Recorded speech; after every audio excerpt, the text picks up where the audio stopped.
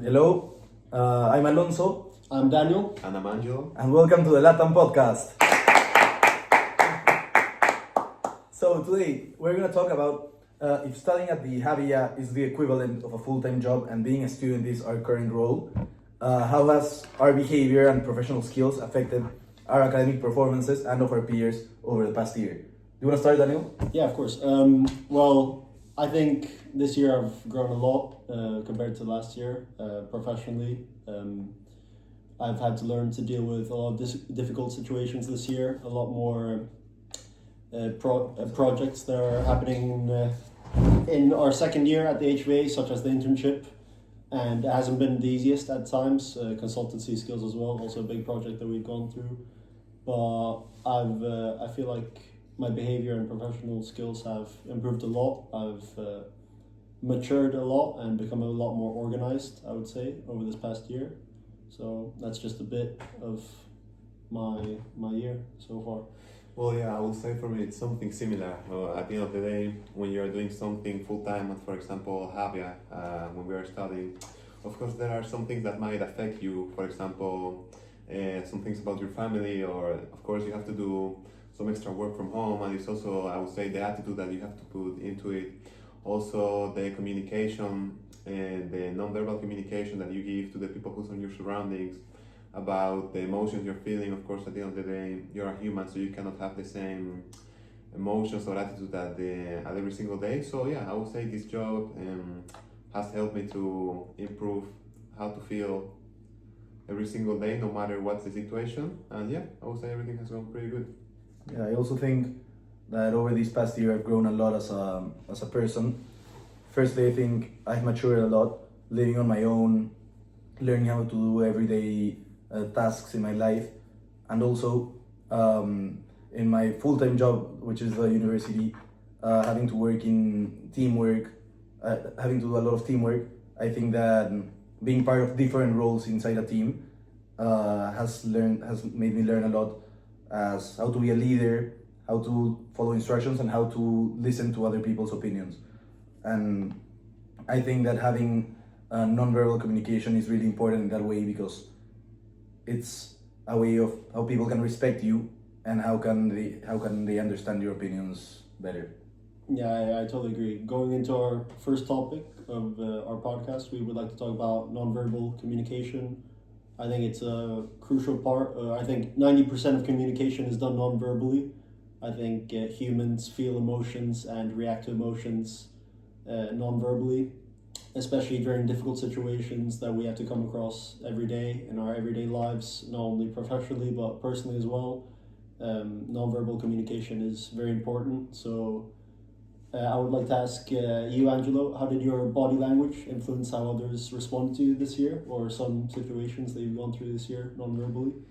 Well, I will say it's pretty important because, for example, if I compare it to the last year, most of the time when I was at my job at Javia, for example, I was having the body language of, I don't know, leaning on the back of the chair, which of course gives to the person who's next to you the emotion that you're not interested into it, or you're not just paying attention, you're there because basically you have to.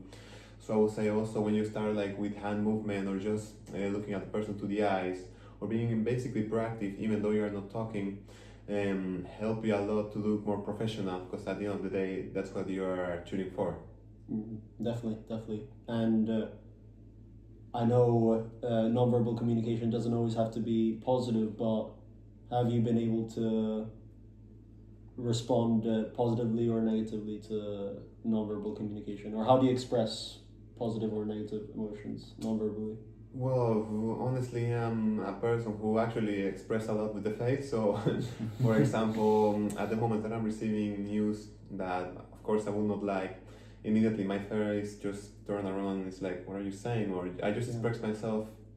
Or also, well, the same when you're receiving news that makes you happy. I'm just someone who express a lot with face, not just with my body. My face is the one that talks for me, and I think it's something that is really good. But in order to keep it professional for the next years, I also think that I will need to improve on, for example, if something is negative or it affects me, I cannot just show it straight away. I also need to try to keep it inside of me, no matter if it's good or bad situation. and then when you already thought about it, if it's something good or bad for you, then actually express yourself. So that's something that I will say.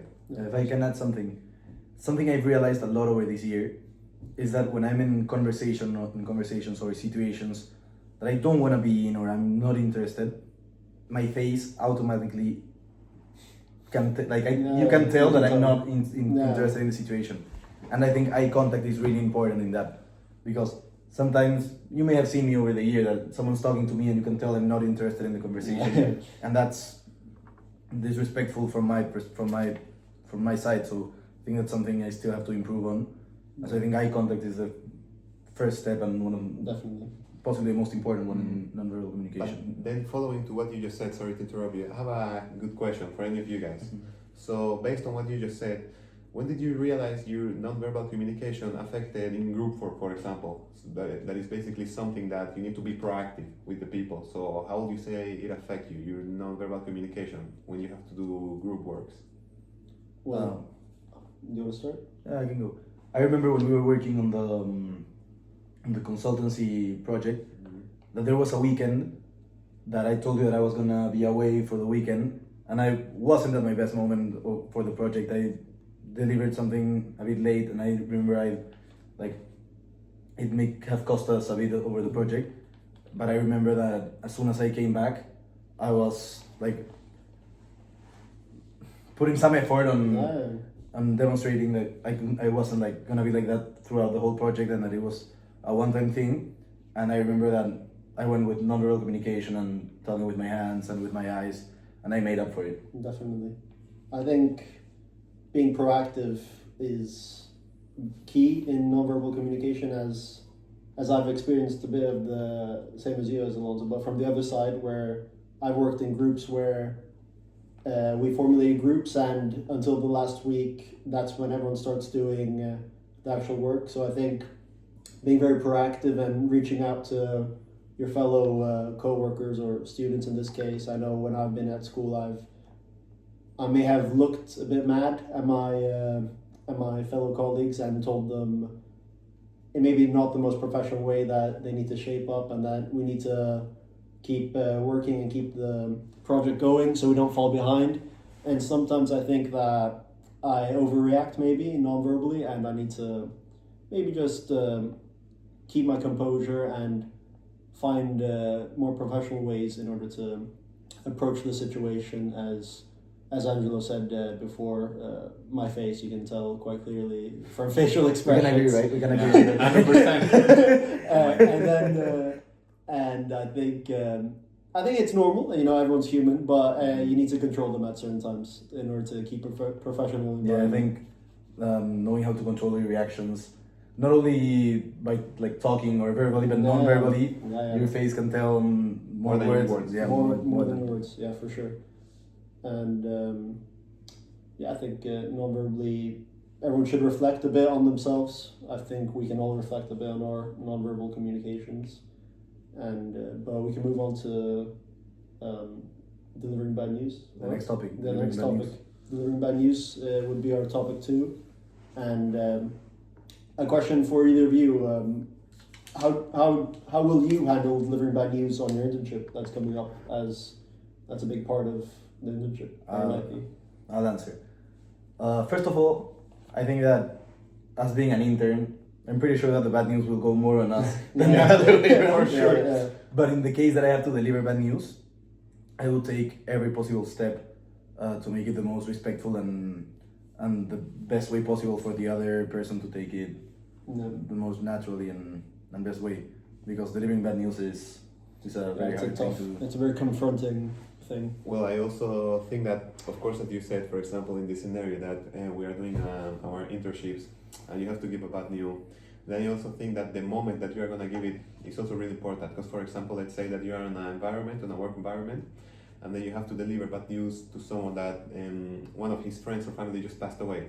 So giving that news, for example, in that moment is not the best scenario, I would say. You have to know it. So I will also say something that we need to work and improve, not just us, every single one, is also to know, as you said, how to deliver, but when to deliver. Yeah, because- where. Exactly. Where, yeah. Because there are Because- moments. Yeah. Imagine, I hope it hasn't happened to any of you, it hasn't happened to me as well, but I know someone who broke up with his girlfriend in an 8-hour long bus at the first hour. Like, what do you do in that situation? Nah, that's a tough situation. I think, delivering bad news, you need to definitely know when and where to do it because it's crucial. Then related to that, I have a question for you guys. What changes have you made to communicate more professionally without speaking?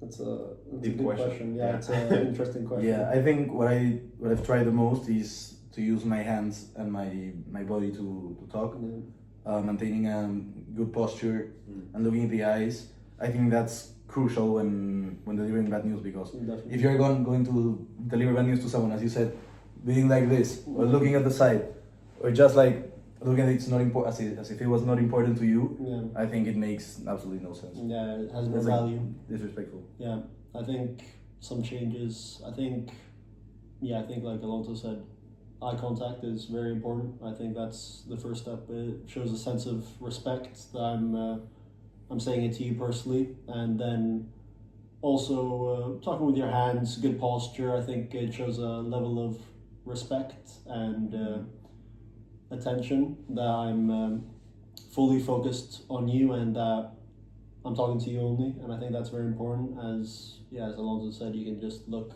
relaxed and just laid back, and it gives off a sense of disrespect.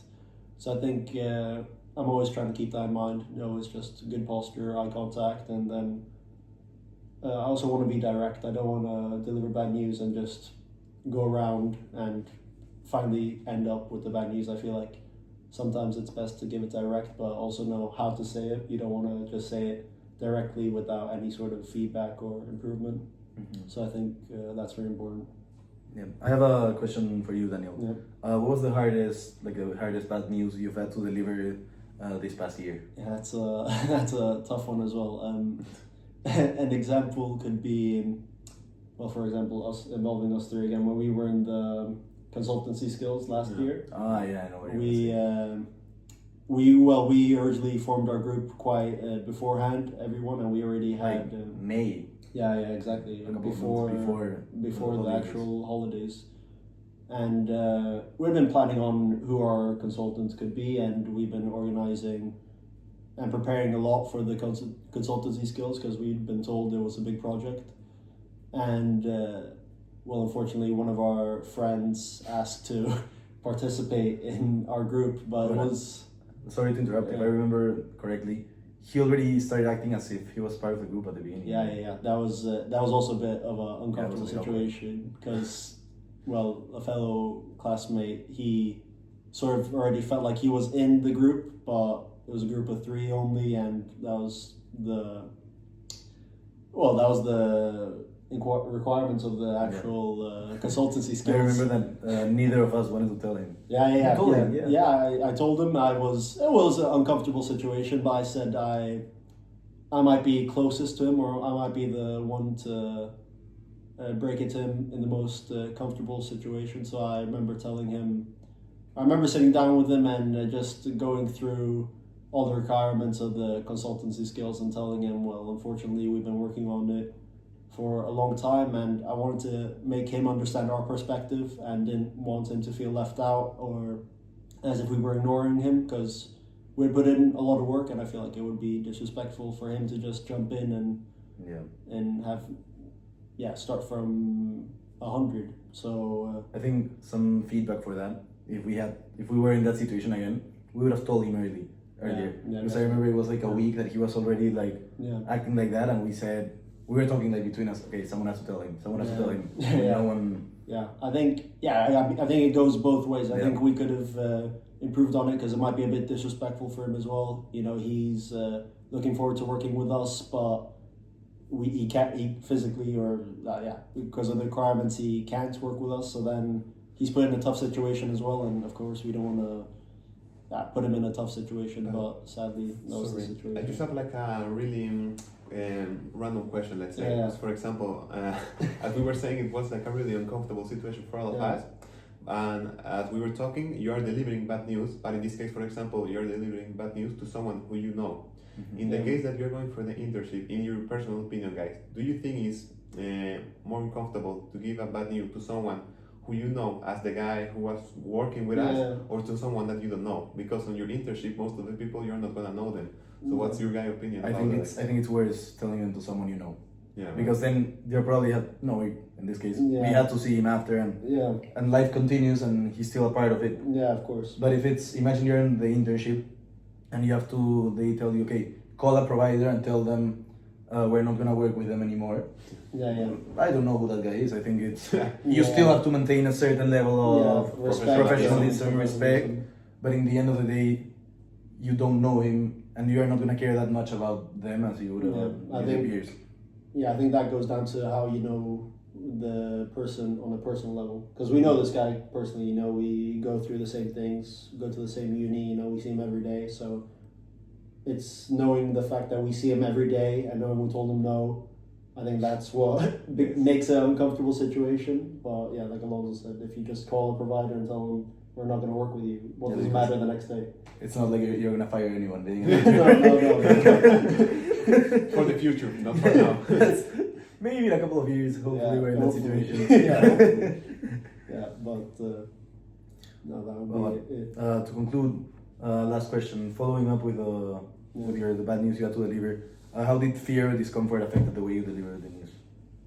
Well, I think knowing that I would see him afterwards would made me feel, well, I put a sense of fear into me. I guess I was much more calm with him. I said it in a very nice way, so to say. I broke it down to him, made him understand our point of view, and I feel like that. Yeah, I feel like that's how fear played a role into the decision. Yeah, I would say, for example, in that scenario, of course we are a different person, but in my opinion, fear plays a role in the sense of that you have to see that person the next couple of days, for example, at our uni, and at the end of the day, you don't know how the person is going to react. And I think that's the fear that all of us have deep inside of us, knowing that maybe the moment of delivering the bad news is uncomfortable, but it will be around 15-20 seconds. Yeah. But just the following days, how is it gonna be? What's gonna happen? How is Yeah. gonna be the reaction of the next person? That's, at least in my opinion, because of course, as I said again, we are different people. I think that's the fear that everyone suffer. Yeah. Well, I think that's it. I think that's it. Thank Perfect. you. Thank you for listening the first edition of the Latam podcast. I hope you enjoyed it. Yeah. We will be back soon. We'll be back soon. Thank you. Thank you so much. Thank you.